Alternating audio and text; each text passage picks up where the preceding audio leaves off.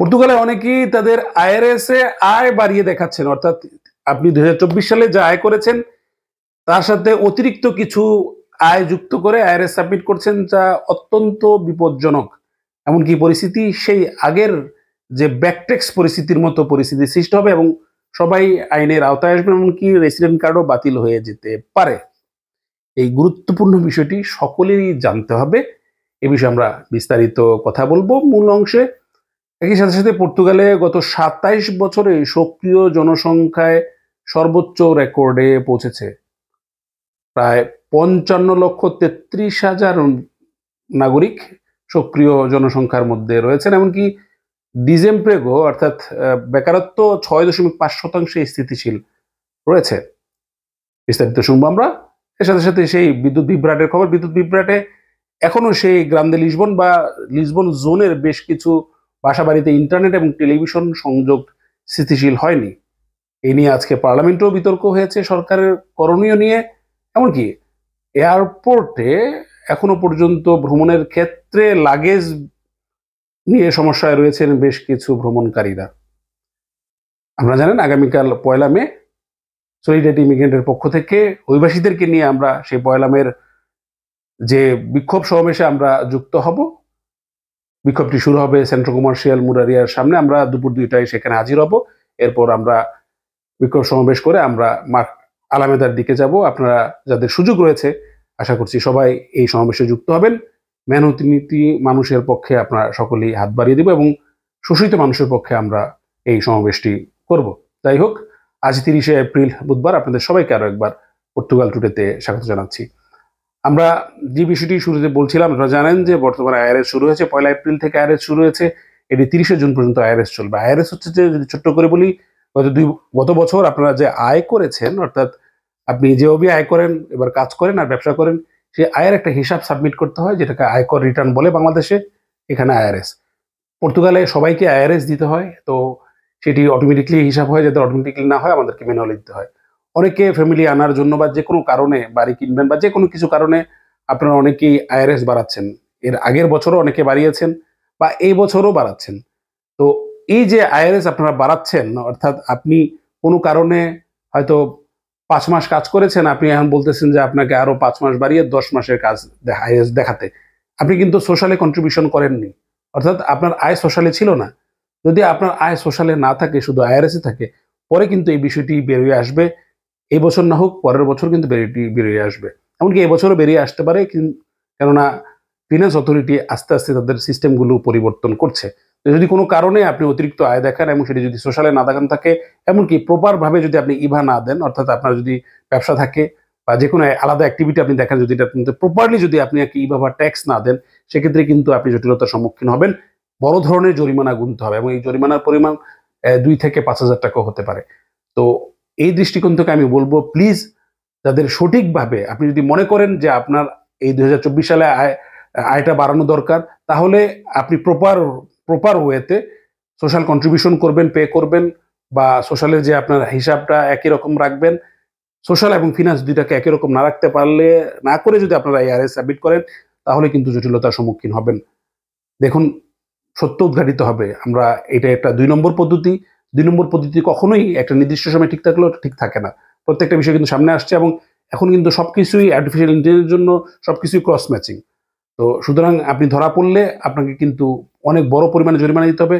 এমনকি সরকার, যে কট্টরপন্থী সরকার বা যে ডানপন্থী সরকার হয়তো আগামী বছরও আসবে, সেক্ষেত্রে আমরা কিন্তু সেই খারাপ পরিস্থিতিতে পড়তে হবে। এমনকি আমাদের রেসিডেন্ট কার্ড পেতেও যদি কোনো কারণে জরিমানার পরিমাণ একটু বেশি হয়, ১২০০ টাকা জরিমানা হলেই কিন্তু আমরা অপরাধ হিসেবে গণ্য হয় অনেকে এই পর্তুগিজ আইন অনুযায়ী, এবং রেসিডেন্ট ক্ষেত্রে এই ক্ষেত্রে প্রতিবন্ধকতা রয়েছে। সুতরাং প্লিজ, কোনোভাবেই যাতে আমরা এমন এক কাজ করব না যেটা দিয়ে আমরা ঝুঁকির মধ্যে পড়ব, এমনকি আবারও আমরা তো জটিলতার মধ্যে পড়বো এবং আমাদের বাংলাদেশের আমরা কিন্তু সামনে আসবে। সুতরাং যারা ব্যবসায়ী রয়েছেন, যারা কাজ করছেন, প্রত্যেককে বলবো, আপনার যা আয় আছে ঠিক প্রপার ওয়েতে ওইটুকুন আপনি আয় শো করবেন। অতিরিক্ত আয় শো করতে গিয়ে আপনার জন্য বিপদ ডেকে আনবেন না। আগামী ৩০শে জুন পর্যন্ত আইআরএস এর সুযোগ রয়েছে। যদি ভুলে কেউ কিছু করে থাকেন, প্রয়োজনে সংশোধনী করতে পারবেন। এখনো সংশোধনের সুযোগ রয়েছে। আপনি আবার একটা সংশোধনী আইআরএস সাবমিট করবেন, তাহলে আপনারটা আগেরটা সংশোধন হয়ে নতুনটা যুক্ত হবে আশা করছি। আর এই বিষয়ে বিস্তারিত যদি জানতে চান কমেন্টে জানাবেন, অবশ্যই অবশ্যই ইউটিউবের যে ভিডিও থাকবে সেখানে কমেন্টে জানাবেন, তাহলে সেখান থেকে আমরা সবাইকে উত্তর দিতে সঠিক হবে।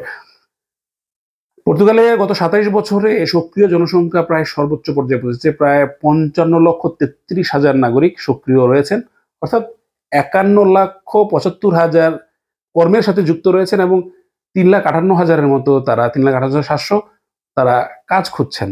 নিশ্চিতভাবে এটা পর্তুগিজ অর্থনীতির জন্য খুবই গুরুত্বপূর্ণ বিষয় যে 2025 সালে 1998 সালের পর থেকে এবার এই সর্বোচ্চ সক্রিয় জনসংখ্যায় পৌঁছেছে। অনেকাংশেই এটা অভিবাসীদের একটা অবদান, অনেক অভিবাসী পর্তুগালে এসেছেন, সেখান থেকে কিন্তু সক্রিয় জনসংখ্যা বাড়ছে। একই সাথে সাথে যে ডিসেম্বর রয়েছে বর্তমানে যে কর্মক্ষেত্রেও কিন্তু গত মাসের তুলনায়, ফেব্রুয়ারির তুলনায় মার্চ মাসে কর্মক্ষেত্র স্থিতিশীল রয়েছে, অর্থাৎ বেকারের সংখ্যা এখনো পর্যন্ত বৃদ্ধি পায়নি। ফেব্রুয়ারি মাসে যেটা 6.5% ছিল, এটা এখন সেই 6.5% স্থিতিশীল রয়েছে। হয়তো অনেকেই কমপ্লেন করবেন যে ভাই আমরা তো বেকার, আমরা কাজ পাচ্ছি না। যদি কোয়ালিফাইড হন, আপনি যদি কোনো কাজ জানেন সেক্ষেত্রে হয়তো, এবং ভাষা জানার ক্ষেত্রে অনেক জব রয়েছে, এখনো পর্যন্ত সরকার যেটা বলছে জব খালি আছে। তো সেই ক্ষেত্রে আপনি যদি কোয়ালিফাইড হন, যদি ভাষা শেখেন এবং যদি যে কোনো সেক্টরে যদি কাজ জানেন, সেক্ষেত্রে খুব ইজিলি কিন্তু আপনি কর্মক্ষেত্রে প্রবেশ করতে পারবেন। পর্তুগালে কোয়ালিফাইড মানুষের কিন্তু প্রয়োজন। এদিকে আপনারা জানেন যে আপাগাও পর্তুগিজ ভাষা যেটা বলা হয়েছে সেই বিদ্যুৎ বিভ্রাট, সেই বিদ্যুৎ বিভ্রাটের কারণে আজ পার্লামেন্টে এক বিতর্ক হয়েছে। অনেকে অনেক অভিযোগ করেছেন, সরকার বলছে যে বিরোধী দল অযথাই তাদেরকে অভিযোগ করেছে, এবং বিরোধী দল যেটা বলছে যে সরকার যেটা বলছে যে তারা চেষ্টা করেছে যেভাবে রেসপন্স দেওয়ার জন্য, এমন কোনো খারাপ কোনো কিছু ঘটেনি। তবে বিরোধী দল বলছে যে সরকার সঠিক সময়ে তথ্য দিতে পারেনি, অনেক ফেক নিউজ হয়েছে, মানুষের মধ্যে প্যানিক ছিল। তো সেটা যাই হোক, এখনো পর্যন্ত সেই রাজধানী লিসবনের বেশ কিছু বাড়িঘরেও কিন্তু এখনো পর্যন্ত ইন্টারনেট এবং টেলিভিশন সার্ভিস ফেরেনি। সবচেয়ে বেশি আগে এই ইন্টারনেট এবং টেলিভিশন সেবা রেস্টোর করতে পেরেছিল ম্যাও, এরপরে ভোডাফোন, নস এখনো পর্যন্ত তারা রিকভারি করছে। এছাড়া ছোট ছোট অপারেটরগুলো এই সেবা রিস্টোর করতে হয়, কিছু ব্যাক পেতে হচ্ছে। তাছাড়া এয়ারপোর্টে কিন্তু একটি জটিল পরিস্থিতি অপেক্ষা করছে। অনেকে ফ্লাইটগুলো কিছুটা স্বাভাবিক হলেও ব্যাগেজ পেতে সমস্যা হচ্ছে, অর্থাৎ সোমবার মঙ্গলবার যাদের ফ্লাইট ছিল তাদের ব্যাগেজে কিছু জটিলতা হয়েছে।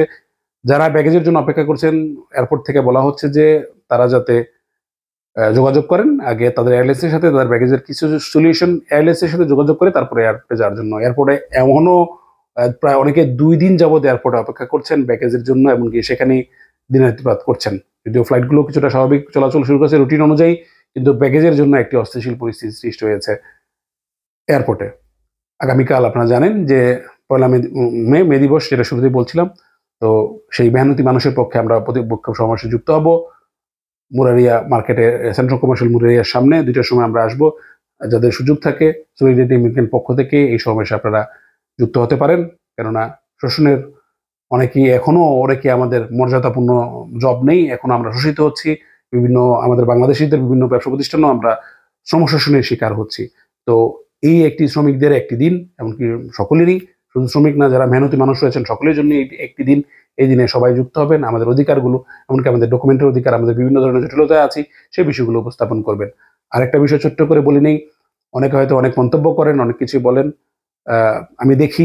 বিষয়টা হচ্ছে যে এই এসআইএস বলেন, এই ফ্যামিলি অ্যাপয়েন্টমেন্ট বলেন, দুইটার বড় সমস্যা হচ্ছে বর্তমানে এসআইএস এবং ফ্যামিলি অ্যাপয়েন্টমেন্ট। এই দুইটা সরকারের রাজনৈতিক সিদ্ধান্ত প্রয়োজন। এখন সরকারের রাজনৈতিক সিদ্ধান্তের জন্য সরকারকে কিন্তু চাপ প্রয়োগ করতে হবে। প্রতিবাদ ছাড়া এই চাপ প্রয়োগ করার কোনো সুযোগ নেই। আপনি প্রতিবাদ করা কোনো অপরাধ নয়, বরঞ্চ এদেশের আইন ভাঙা হচ্ছে অপরাধ। তো সুতরাং আমরা সলিডারিটি ইমিগ্রেন্ট এমন একটি ফোর্স, আমরা সবসময় বলি এই সলিডারিটি ইমিগ্রেন্ট আমাদের কিন্তু এই অভিবাসীদের অনেক দাবি পূরণ করতে সহযোগিতা করেছে। তো আমরা এই সংগঠনের সাথে থাকবো, তারা যখনই আমাদেরকে ডাকবে তখনই আমরা যুক্ত হবো। তাহলে আমাদের যে বিষয়গুলো রয়েছে সেই বিষয়গুলো কিন্তু আমরা আদায় করতে পারবো। নতুন কিন্তু খুবই স্পষ্ট না, ডানপন্থী সরকার আসছে, বর্তমান যে ক্ষমতাসীন সরকার তারা ক্ষমতায় যাবে, তারা অভিবাসন আইনগুলো অনেক কঠোর দিকে যাচ্ছে। এখন যদি আমরা তাদেরকে একটু পুশ করতে পারি, তাহলে এই আমাদের সমস্যাগুলো সমাধান করতে হবে। তো যদি মনে করেন আপনারা সমস্যার সমাধানে যুক্ত হবেন, তাহলে আমরা সামনের দিকে এগিয়ে যাব। আবারও বলছি, আমার এই কর্মকাণ্ড হচ্ছে যে আপনাদের সকলের জন্য।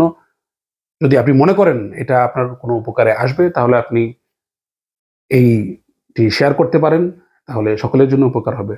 এই ছিল পর্তুগাল ট্যুরের আজকের মতো আয়োজন। সাথে আগামী হয়তো বা শুক্রবার দিন আবার দেখা। সবাই ভালো থাকবেন। ধন্যবাদ সবাইকে।